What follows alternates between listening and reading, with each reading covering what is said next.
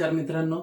ब्रह्मचारिणी देवी नवदुर्गेचं दुसरं रूप आणि त्या देवीची साधना करताना मी छोटेसे 2 उपाय तुम्हाला आज इथं सांगणार आहे. त्याच्यातला पहिला जो असा आहे, या देवीला लाल वस्तू आवडतात म्हणून रक्तचंदन, चंदन आणि तगर या गोष्टी देवीला अर्पण करायच्या आहेत. याच्यानं आरोग्य प्राप्ती होते. जर काही जास्त आजार, रोगराई असं काही असेल तर ते क्लिअर होतात, घरामध्ये आरोग्य नांदते. म्हणून संध्याकाळच्या वेळेला गुग्गुळाचा फाया नक्की घालायचा आहे. दुसरा उपाय म्हणजे एक मातीची पणती घ्यायची, त्याच्यामध्ये थोडासा भीमसेन कापूर ठेवायचा आहे, 2 लवंगा आणि 2 नागकेशर ठेवायच्या.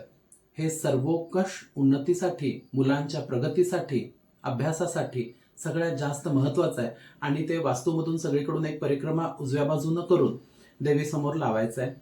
तेल घालायचं नाही, त्याच्यात फक्त कापूर घालायचा आहे आणि एवढ्याच वस्तू घालायच्यात आणि त्या लावायच्यात. नमस्कार.